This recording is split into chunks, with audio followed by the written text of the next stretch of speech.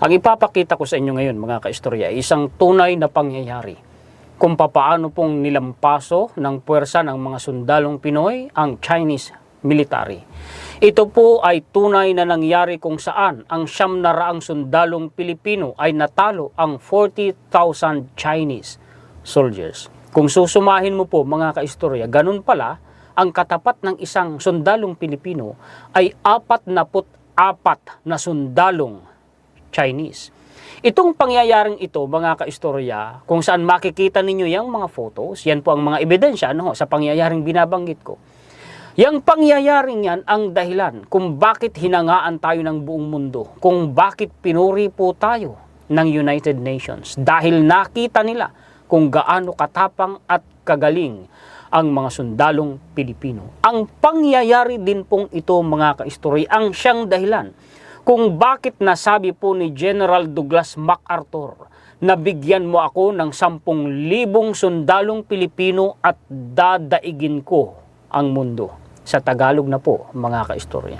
Kung natatandaan ninyo, si General Douglas MacArthur ang nagpalaya sa atin mula po sa pananakop mga kaistorya ng puwersa ng mga Hapon. Pero siyempre hindi naman credit lang sa mga Amerikano sapagkat bago pa sila dumating mga kaistorya dito sa Pilipinas, ang puwersa ni General Douglas MacArthur ay nakikipaglaban na tayo at patapos na noon ang laban. Kumbaga mga kaistorya, yung credit lamang napunta sa kanila pero ang totoong kabayanihan ay nasa tapang at galing ng mga Pilipino. Isipin po ninyo ito. May mga literal na taong nagkwento at sila'y mga sundalong kasama mismo doon sa labanan. Ang binabanggit ko po sa inyo mga kaistoryang labanan na napatunayan na sa pangyayari kung bakit natin nasasabi na walang binatbat ang mga sundalong Chinese sa galing at tapang ng mga sundalong Pilipino. Ito po yung tinatawag na Battle of Yuldong. Yan po mga kaistorya ay naganap sa South Korea noong 1951 kung saan sa pamamagitan ng United Nations ang labanan na yan ay pinamunuan po ni General Douglas MacArthur. May connect dadat na po tayo mga kaistorya. Ipapakita ko na sa inyo ang atin pong mga references, mga ebidensya na ito'y totoong nangyayari. Yang naka-highlight, mga kaistorya, yan yung pinaka-importanting parte dito po sa reference na ito na ipinapakita ko po sa inyo. Ito ay History Now Magazine. The Philippines in the Korean War, the Battle of Yultong. Doon muna ako sa naka-highlight. Kasi ganito po ang totoong kwento niyan. True to life story po ito, mga kaistorya. Yung puwersa noon ng United Nations ang naka-front mga sundalong Pilipino sa Hills of Yuldong. Na kung saan yung batalyon na yun, 10th Battalion Command Team, kinabibilangan yun ng mga sundalong bihasa, training sa pagpapatakbo at paggamit, pag-atake ng mga tangke. Sila po ay nagpiprepara noon ng kanilang mga munitions. Nandito po yan, mga munitions. Yan, mga sundalong Pilipino yan. Tingnan ninyo yung caption. Ang mababasa, Filipino soldiers preparing their munitions and weapons for the Battle of Yultong. Mga kaistorya. Yung naka-highlight, mga kaistorya, yan na po yung pinaka-importanting pangyayari na kung saan, isipin ninyo, ang kalaban dyan ng puwersa ng mga Pilipino. Pinagsanib na puwersa ng mga sundalong Chinese at North Korea na ang total number ay nasa 75,000. Ang total number naman ng mga sundalong ipinadala natin noon sa South Korea ay nasa 7,000. Mahigit, 7,400 plus. Ngayon, dito sa Battle of Yuldong, mga kaistorya, mahigit 1,000 lamang silang mga sundalong Pilipino noon. Kumo sinusugod na ng puwersa ng mga sundalong Chinese at North Koreans, ang order sa kanila umatras na. Pero hindi sila umatras. Bakit? Kasi po mga kaistorya, may mga nasugatan, tinamaan ng bala at may mga bumagsak ng namatay na sundalong Pilipino. Kumupusong Pilipino, sa halip po na umatras, lumaban sila para lamang ma-retrieve yung mga sundalo na bumagsak at napatay ng puwersa ng kalaban at para lamang mga kaistorya ma-rescue yung mga nasugatan at natamaan ng bala. Kaya lang, para nila magawa yun, kailangan nilang ibuwis ang kanilang buhay. At ang isa sa nagbuwis ng kanyang buhay, para lamang po mga kaistorya ma-rescue ang mga sundalong Pilipino at para maipanalo yung laban, ay si Kapitan Conrado Yap, na isa rin po mga kaistorya nasa loob ng tangke noon. Matatalo na sana noon ang puwersa ng United Nations. Pinaaatras na nga eh. Kaya lang biglang nagbago ang ihip ng hangin. Sa halip na matalo, hindi inaasahan ng United Nations noon, nanalo dahil po sa katapangan at kabayanihan ng mga sundalong Pilipino. Ang ginawa ni Kapitan Conrado Yap, binuksan niya yung hatch, yung pintong maliit sa ibabaw ng tangke.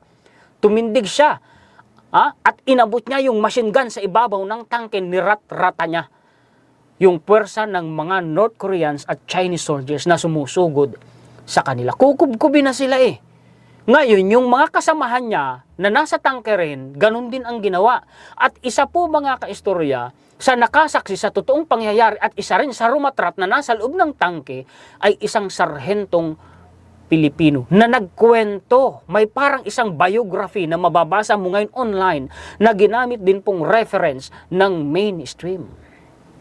At itong totoong kwentong ito, alam din ito ni General Romeo Brawner. At maging si dating Presidente Fidel Ramos, mga kaistorya, ay pinuri din niya ang kabayanihan ni Kapitan Conrado Yap. Ibinuwis niya ang buhay. Napatay doon si Kapitan Conrado Yap. Pero ang kagandahan, isipin ninyo ha, nasa 900 soldiers na lamang yung nasa Battle of Yultong na mga sundalong Pilipino. Akala ko ba, sabi mo kanina, Juan Historiador, nasa mahigit 1,000. Yes. Pero kung siyempre labanan, may mga nabawas, may mga nalagas. Nasa 900 na lamang sila noon. Ikumpara mo sa sumusugod na puwersa ng mga Chinese. Ang sabi nga ay 40,000 Chinese na mga sundalo ang katapat ng 900 sundalong Pilipino. Hindi inaasahan talaga na mananalo pa.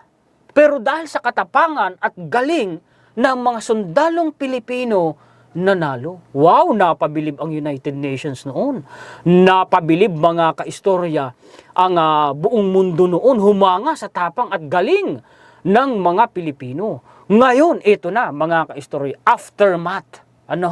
Dito mo na mababasa mga kaistorya yung sinasabi po ni General Douglas MacArthur na bigyan mo ika ako ng 10,000 sundalong Pilipino at dadaigin ko ang mundo. Ayan yan mga kaistorya.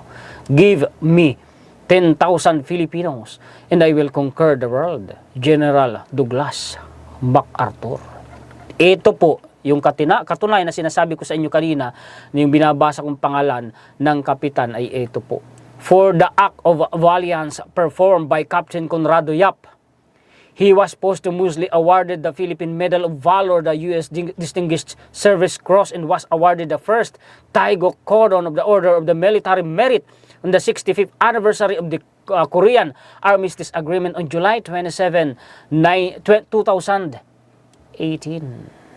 Ito yung simula ng kwento, mga kaistorya. 1951 actually 1950 nagsimula, pero naganap yung Battle of Yultong ay 1951. This is the story of 900 Filipino soldiers who defeated 40,000 Chinese and North Korean forces in the hills of Yultong. Partida yan Nagsanipuwersa pa nun ang kasundaluhan ng China at ng North Korea. Ang kalaban nila 900 na sundalong Pilipino lamang. Kumbaga dihadong-dihado tayo, pero nanalo mga sundalong Pilipino. Palagay ko hanggang ngayon nakatatak yan sa kasaysayan ng China. Di ba mga kaistorya? Kaya kung sakali, ako bilib na bilib ako sa sundalong Pilipino. Kung sakali, hindi natin hinahangad ang giyera. Pero ako naniniwala, hindi kayang talunin ng sundalong Chinese ang mga sundalong Pilipino. Malabo, wala silang binatbat mga kaistorya. Ito no. On 25th June 1950, 75,000 North Korean troops with Soviet, kasama pa nga ang Russia and Chinese support, invaded South Korea to capture its capital city, Seoul. Kung hindi dahil sa mga sundalong Pilipino na bakayan ay nakubkob na.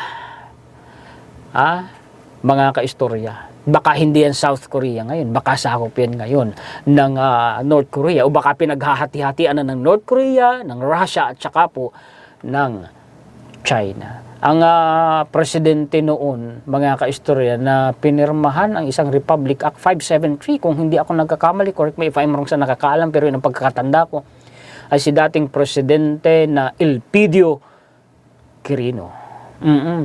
Sabi mahirap lamang kaming bansa. Kumbaga, pero hindi yan dahilan, para ipaglaban ang kalayaan. Yun ang pagkakasabi niya, mga kaistor. Eto, ang isang magpapatunay, testigo ito ito totoong sundalo na nandun mismo sa labanan. Kasi si Kapitan Conrado Yap, binuwis niya ang buhay, namatay siya dun Mga kaistorya Pero ito talaga, nakapagkwento, buhay pa. My Korean War Experience. In June 1947, as first sergeant in the Philippine Army, siya I was sent, ipinadala siya ng gobyerno ng Pilipinas sa Amerika, mga kaistorya, para mag-training. Anong klaseng training? Armored Force School, doon sa Fort Knox, Kentucky. Armored, kaya pala nasa tangke siya, doon sa Battle of Yultong. The training I had in armored tank operations came in handy as I was thereafter conscripted to be among the first Filipino soldiers sent to the Korean War. So totoo. Kabilang siya doon, mga kaistorya, sa batalyon, sa team ni Kapitan Conrado Yap, mga kaistorya. Nandun siya. I formed part of the 10th Battalion Combat Team of the Philippine Expeditionary Force to Korea.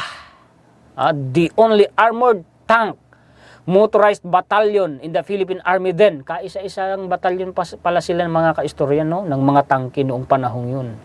Dumating sila sa Korea September 19, 1950. Winter daw po nun, mga kaistorya.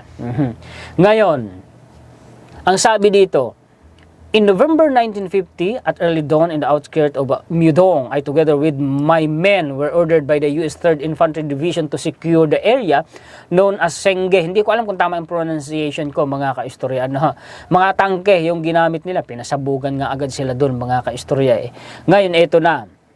Dito po tayo sa Battle of Yuldong. In the Battle of Yuldong, the biggest battle that Filipino soldiers fought in the Korean War, we were earlier given permission to withdraw. Pinag-withdraw na nga sila. Pinaatras na sila. Kasi nga po, mga kaistorya, dihadong-dihado na sila sa numero. Nasa 900 lang sila. Ilan yung sumusugod? Nasa 40,000 umano. Di ba? Pero hindi sila hindi sila umurong hindi sila umatras. Talo na nga. Matatalo na kasi pinauurong na As the Battle of Yuldong turned fiercer, habang tumitindi yung labanan, ay hindi sila nanindigan sila, tumayo sila, talagang lumaban sila. We stood our ground against all odds. At the height of gun battle, the Filipino soldiers were pinned down. May mga bumagsak na, may mga tinamaan na Still, the Filipinos managed to launch a counter-attack. Nakapag-counter-attack pa repulsing and driving the Chinese and North Koreans away na itaboy nila. This despite the fact the Filipino soldiers who were defending a 5-kilometer stretch, malawak called the Yuta Line, were left on their own after the Turkish forces of the UNC station on the right bank abandoned. Umatras na yung Turkish forces sila na lang yung natira na lumalaban Rendering the reconnaissance company of the 10th BZT completely exposed, we willingly pressed on to fight a numerically superior force of Chinese soldiers in savage close quarter combat ang harapan ng labanan. Matindi yun, mga kaistorya. It was in the Battle of Yuldong that the Filipinos once again proved their bravery in combat, which made fitting the words of General Douglas MacArthur, "Give me 10,000 Filipino soldiers and I will conquer the world." Ito, isa rin siya sa nag-machine gun. Mula dun sa loob ng tangke, lumabas din siya at minachine gun niya yung puwersa ng mga Chinese at North Korean. Sino ba ito, mga kaistorya? Mamaya, nasa ibaba yan. Bagay, nakita na eh. Siya po si Maximo Yang. Sabi niya, as a soldier, I saw action too in World War II. Aba, veterans pala ito. I have fought for the defense of freedom and democracy which are precepts dear to our motherland against foreign adversaries in the 3 international wars. Naranasan niya ito, World War I, Korean War, at saka Vietnam War. Grabe pala to, no? Itong taong ito, mga kaistoryaan, ha? I have been shot, tinamaan din siya ng balaw, strafed. I have seen my comrades die in battle and have in turn killed my country's enemy combatants. I have seen the worst of human nature in war. And my experience has taught me that there is nothing redeeming about war. War is only gruesome death. Yun, totoo naman yun eh. Sabi nga, walang panalo eh. Walang sino mang panalo sa digmaan. Yan siya, si Maximo P. Yang. Isang sarhento po yan, kung hindi ako nagkakamali, na Army, Philippine Army. Ito yung source, hindi, ginamit siyang source, reference, ng isang mainstream, mga kaistorya. Yan siya, My Korean War Experience. Diba? Ganda, no? Ng kwento, mga kaistorya. Alam din ito ni General Romeo Brawner. Isang articles ng Inquirer, mainstream, na ang author ay si General Romeo Brawner. So, totoo talagang nangyari ito. The unyielding Filipino spirit that turned the tide at Yuldong. Yuldong po ang pronunciation dyan. July 2, 2025. In the cold spring of 1951, on the hills of Yuldong in North Korea, the world witnessed a moment that could have been torn from the pages of history or the battlefield of Thermopylae. Like the Spartans who stood firm against the Persian Empire, 900 Filipino troops faced an onslaught of 40,000 Chinese and North Korean soldiers with nothing but sheer grit, discipline, and the quiet fury of men who knew they were fighting for something greater than themselves. Sabi ko sa inyo, true to life. Story po ito, mga kaistorya. Ito yan, ha. Ituloy na natin. Mag-bypass na tayo para hindi po, mga kaistorya, nakaka-boring.